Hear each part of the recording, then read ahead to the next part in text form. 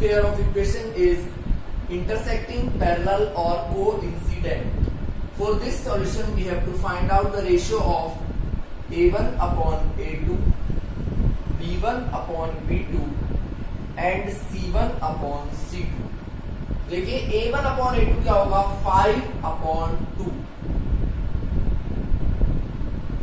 B1 upon B2 होगा 4 upon 6 और C1 upon C2 होगा -8 अपॉन -9। तीनों ही रेशियो आपस में इक्वल नहीं है। A1 upon A2 is not equals to B1 upon B2 is not equals to C1 upon C2. So line will be intersecting and unique solution will be there. अगर हमारे starting के दो ratios equal नहीं आते हैं तो हम बता देते हैं कि लाइंस जो होंगी वो इंटरसेक्टिंग होंगी। अब फर्स्ट क्वेश्चन में हमारी लाइंस इंटरसेक्टिंग लाइंस आई हैं। सेकंड के लिए चेक करते हैं।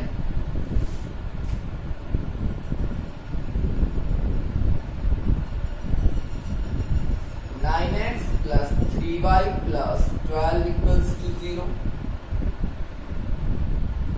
18x plus 6y plus 24 equals to 0। देखिए यहां भी हम सेम रेशियो फाइंड करेंगे। जब A1 अपॉन A2 फाइंड करेंगे तो 9 अपॉन 18, B1 अपॉन B2 में आएगा 3 अपॉन 6, C1 अपॉन C2 में आएगा 12 अपॉन 24। 9 1 जा 9, 9 2 जा 18, 3 1 जा 3, 3 2 जा 16, 12 1 जा 12, 12 2 जा 14। तो तीनों ही रेशियो कैसे हैं? इक्वल हैं। और जब तीनों रेशियो इक्वल होते हैं तो हमारी लाइंस कौन सी होती हैं? So line will be coincident। और यहां पे हम लिखेंगे so many solutions। अब हम थर्ड पार्ट के लिए करके देखते हैं।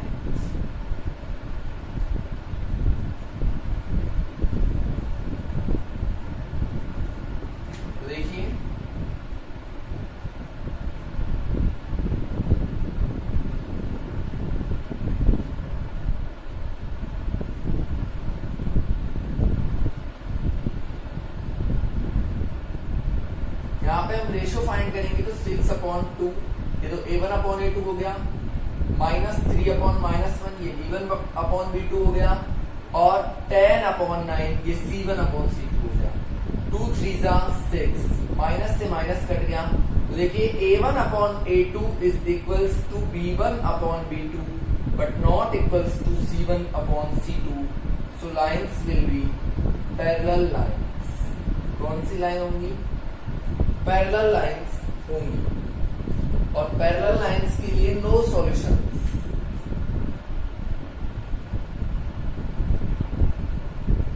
पैरेलल लाइंस के लिए कोई सॉल्यूशन नहीं होगा। नेक्स्ट हम बात करते हैं थर्ड क्वेश्चन के लिए।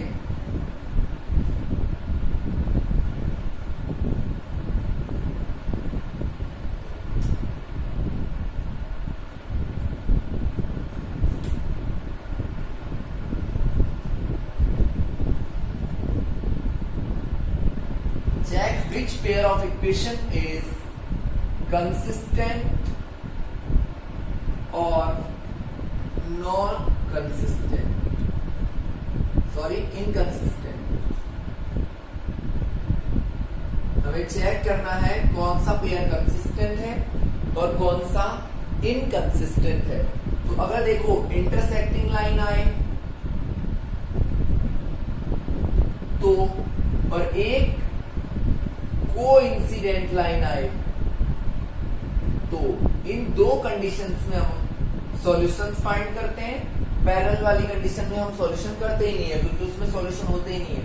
तो इन दोनों कंडीशंस को तो बोलते हैं कंसिस्टेंट, और पैरेलल लाइंस की जब कंडीशन आ जाए उसको बोलते हैं इनकंसिस्टेंट। तो आपको सेम वही रेशियो फाइंड करना है, रेशियो को चेक करना है।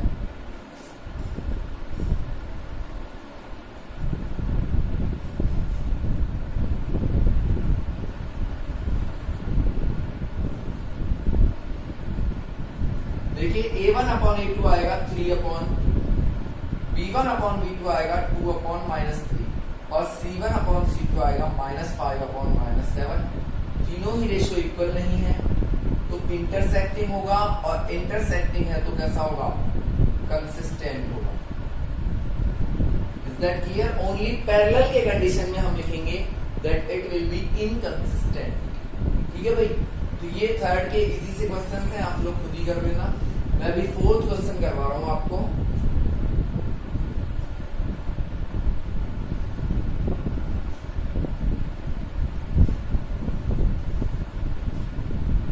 फोर्थ क्वेश्चन है आपका कि आपको चेक तो करना ही है, इफ कंसिस्टेंट, अगर कंसिस्टेंट मिले फाइंड दिस सॉल्यूशन। तो आपको क्या फाइंड करना है, सॉल्यूशन फाइंड करना है।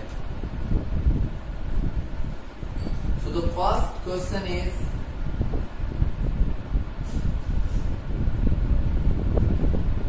इसमें हमें चेक करना है। तो पहले हम इक्वल्स में 0 लाएंगे। देखिए फर्स्ट इक्वेशन को ऐसे लिख सकते हैं और सेकंड को, अब A1 अपॉन A2 होगा 1 अपॉन 2, B1 अपॉन B2 भी होगा 1 अपॉन 2 और C1 अपॉन C2 होगा -5 अपॉन -10, तो ये भी 1 upon 2। A1 upon A2 is equals to B1 upon B2 is equals to C1 upon C2। So lines will be coincident, और coincident lines के लिए many solutions हम find कर सकते हैं। मतलब दोनों ही लाइन एक ही लाइन पे लाई करेंगी। तो हम ग्राफ के लिए पॉइंट्स डिनोट कर लेते हैं, फिर हम ग्राफ बनाएंगे। अगर मैं फर्स्ट इक्वेशन में, देखिए फर्स्ट इक्वेशन हमारा ये है, फर्स्ट इक्वेशन का मैं यहाँ पे लिखूंगा x और y, सेकंड इक्वेशन का x और y। फर्स्ट इक्वेशन में x की जगह पे मैं 2 पुट करता हूं तो y की जगह पे 3 आ जाएगा, 2 इधर जाएगा तो 3। अगर मैं y की जगह पे 2 पुट करता हूं तो x की जगह पे 3 आ जाएगा। ठीक है भाई, सेकंड इक्वेशन के लिए भी हम 2 पॉइंट फाइंड कर लेते हैं। अगर मैं y की जगह पे 5 पुट करूं तो 2 5 10 और 10 माइनस 10 करेंगे तो 0, x आ जाएगा 0। सेम अगर मैं x की जगह पे 5 पुट करूं तो y आ जाएगा 0। अब हम दोनों का ग्राफ बनाते हैं।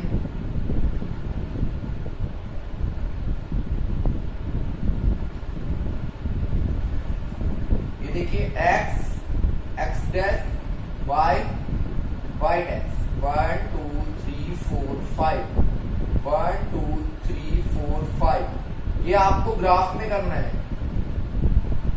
1 2 3 4 5, 1 2 3 4 5। पहले रिप्रेजेंट करेंगे 2 3, यहां आएगा 3 2, ये यहां पे आएगा। ठीक है भाई, फिर रिप्रेजेंट करना है 0 5, देखिए 0 5 और फिर आएगा 5 0। जब आप इसको ग्राफ पे रिप्रेजेंट करोगे तो ये सारे के सारे आपको एक ही लाइन पे मिलेंगे भाई।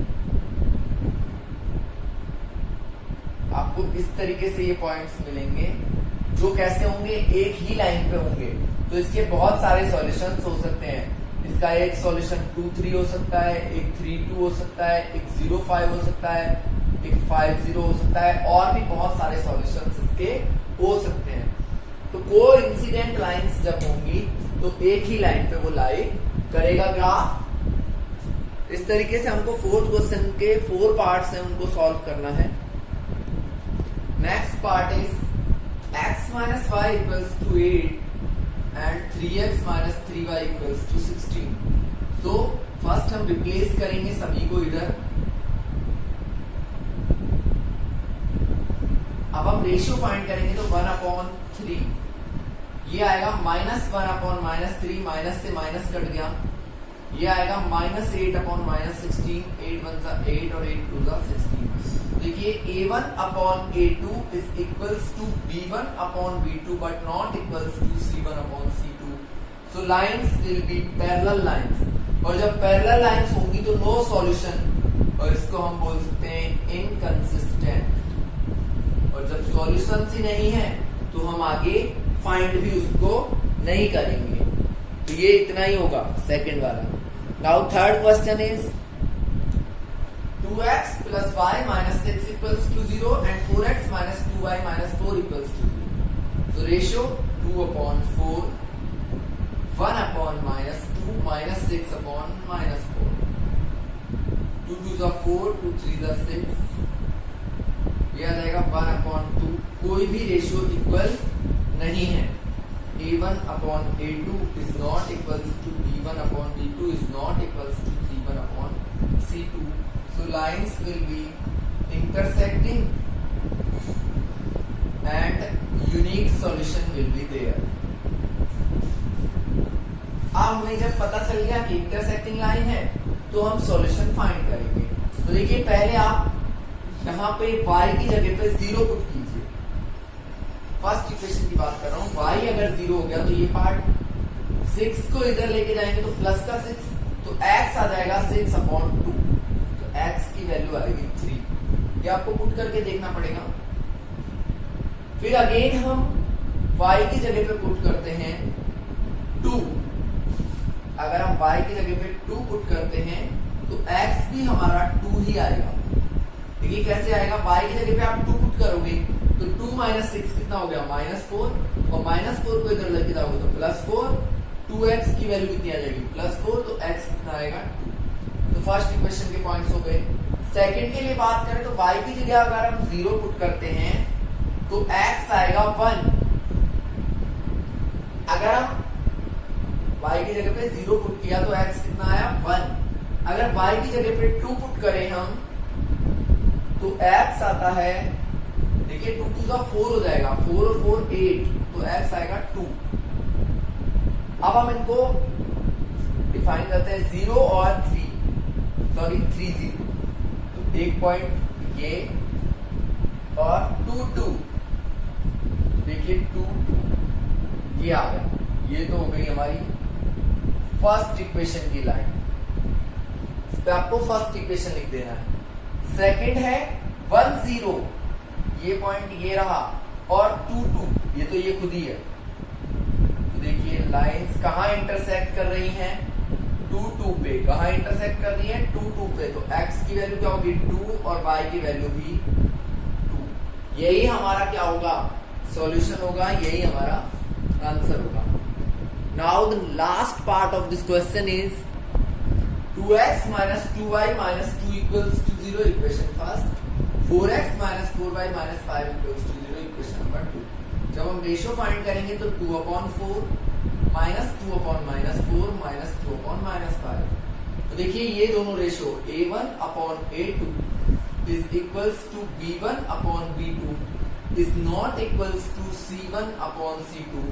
In this condition lines will be parallel line, no solution, या हम बोल सकते हैं इनकंसिस्टेंट। कौन से सॉल्यूशन होंगे इनकंसिस्टेंट सॉल्यूशन होगा। तो इसको यहीं पे हम छोड़ देंगे। Yes, half the perimeter of A rectangular garden. एक रेक्टेंगुलर गार्डन है, रेक्टेंगल का पेरीमीटर क्या होता है 2 × L + B। ये बोल रहा है हाफ द पैरामीटर, तो इसका हाफ क्या हो जाएगा L + B। ठीक है भाई, half the parameter of A rectangular garden whose length is, जिसकी लेंथ जो है 4 मीटर मोर देन विड्थ, वो ब्रेड्थ से कितनी ज्यादा है 4 मीटर, और इसका हाफ द पैरामीटर की वैल्यू क्या है 36। तो ये इक्वेशन नंबर फर्स्ट और ये सेकेंड। मैं इनको इधर लिख देता हूं। L + B = आएगा 36 L इक्वल्स टू आएगा 4 प्लस B, तो इन सबको एक साइड लिखेंगे तो हम लिख सकते हैं L plus B minus 36 equals to 0, L minus B plus 4 equals to 0, सारे माइनस में आएंगे इधर। अब हम रेशियो फाइंड करेंगे तो 1/1, 1/-1 और -36 -4, कोई भी रेशियो इक्वल नहीं है तो इंटरसेक्टिंग लाइंस आएंगी और यूनिक सॉल्यूशन होंगे। अब देखो हमें दो बॉक्सेस बनाने हैं दोनों ही इक्वेशन के। यहाँ पे L B, क्योंकि हमने L और B ही लिए हैं। अगर मैं चाहे आप ये इक्वेशन ले सकते हो चाहे ये ले सकते हो, अगर L की जगह पे मैं 18 पुट करूं तो ब्रेड्थ भी कितना आएगा। अगर L की जगह पे 18 पुट करूं तो 18 इधर जाएगा तो B भी कितना आएगा 18। अगर मैं L की जगह पे क्या पुट करूं 16 पुट करता हूं तो आएगा B की वैल्यू 20। ठीक है भाई। अब यहां देखते हैं, अगर हम B की जगह पे अगर हम 18 पुट करते हैं तो L आता है 4 प्लस 18 यानी कि 22। अगर B की जगह पे हम 16 पुट करते हैं तो L आता है 20। अब हमें बनाना है ग्राफ, ये L डैश B डैश या वही X डैश Y डैश। तो देखिए मैं यहाँ पे 4 का गैप ले लेता हूं।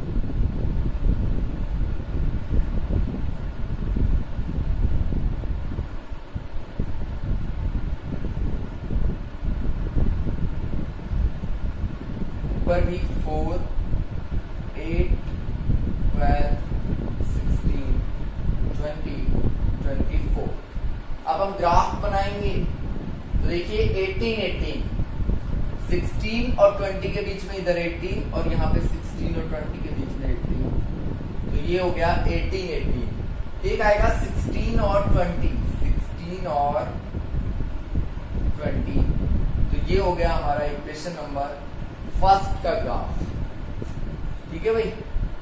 अब सेकंड के लिए बनाते हैं 22 और 18, 22 और 18, ये यहां पे आपको मिलेगा 16 और 20, 16 और 20 आपको इसी पॉइंट पे मिल जाएगा जब इन दोनों को मैच कराओगे। देखिए एक तो हमारा था 18, ये तो हो गया 18।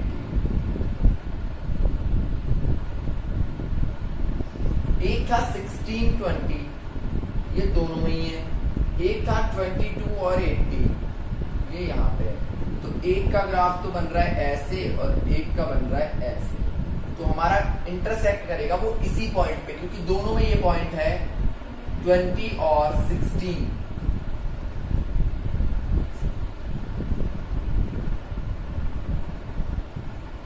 एक सेकेंड मैं आपको क्लियरली ग्राफ बना देता हूं एक बार।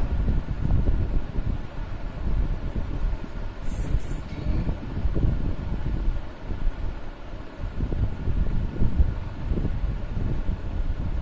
यहां पे आएगा, ये तो है आपकी फर्स्ट लाइन।